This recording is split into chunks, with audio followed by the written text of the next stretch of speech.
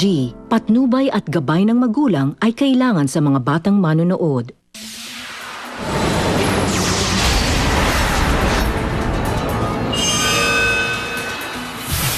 Kung papayagan ako, punta ako sa bahay niyo. Okay na ba? Kaya kami nandito. Talaga po? Sunduin ka na daw eh. Sunduin na kita. Naisip ko na sana hindi ako no for you na ano mo kasi nga parang mahina ako. Ako si Jenilyn Mercado. Bago ang bakbakan sa stage, dito muna ang salpukan. Ito ang Inside Prodigy.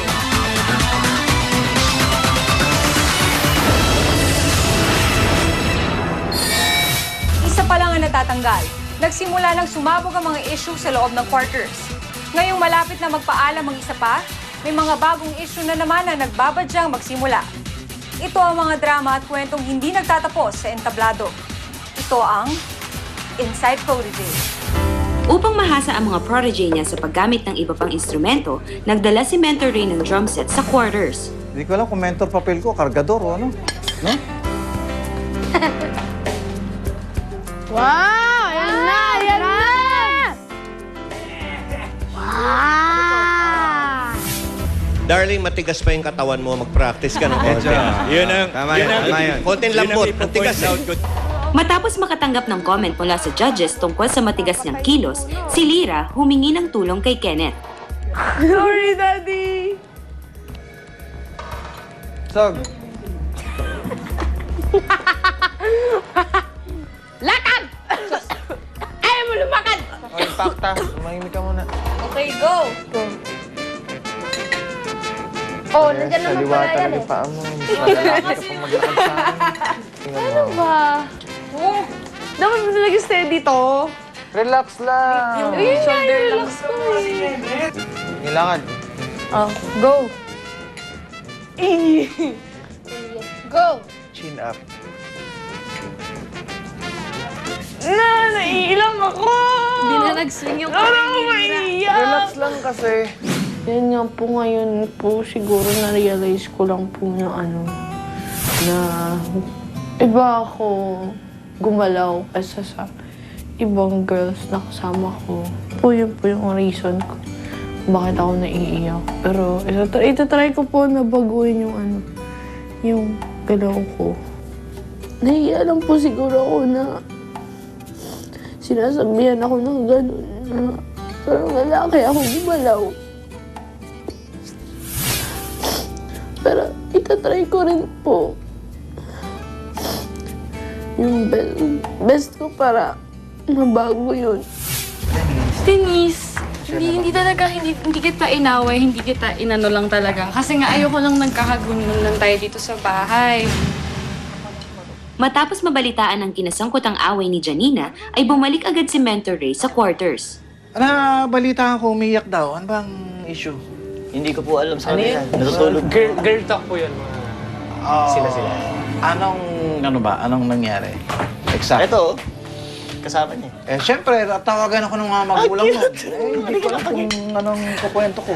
Sige, ikaw na magkwento talaga rito. Sige, ano ba nangyari? Ikaw, baka ano ba? Kwento mo nga, ano nangyari? Yan. Chikadora talaga. Chikadora? Hindi ka dito. Akala mo balita? Ako wala ko idea eh. Ano ba nangyayari? Chikadora. Ang point lang naman ni Janina doon sa sitwasyon is, wag na natin pag-usapan dahil lahat naman tayo may kanya-kanyang opinion. Ayun ang point ni Janina. Nagsalita siyang ganon. Kasi na-open ni po ni Jensen din.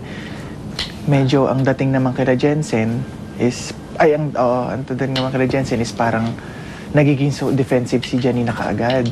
For some. Siyempre, tawag yung magulang. Paano kaya ipapaliwanag sa magulang yun? Di, Tito, sabihin niyo na lang Kasi po. minsan lang umayo itong... Bukod sa issue ni Janina, ay pinoproblema rin ni Mentor Ray ang ipaperform ng prodigy niya sa live gala.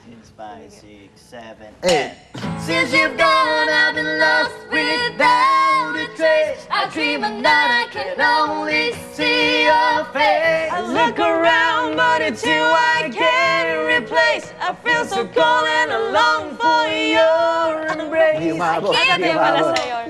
Puro flat. Okay. In between rehearsals ay nilapitan ni Denise ang mentor niya para tanungin ito. Sir lang, may tatanong po ako. Ano? Ano? Po. Ano? Ano nga? Tanong na. Kasi po. Go. Kasi ako eh. O sige na. Tanong mo na.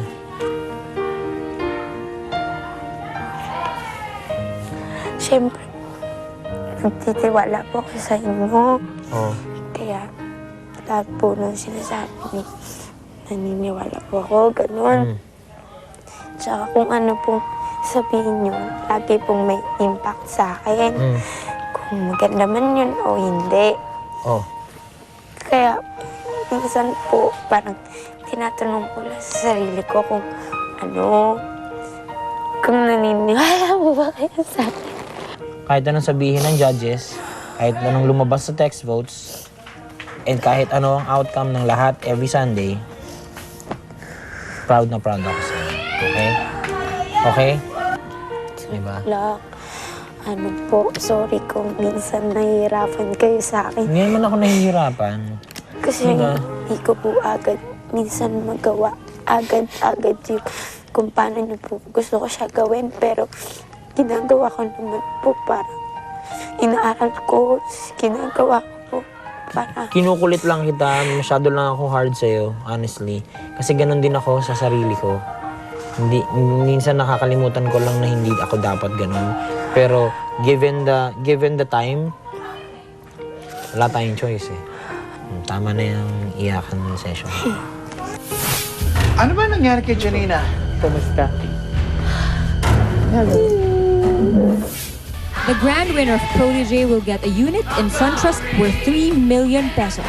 Like a true winner, experience a life that lets you move without boundaries.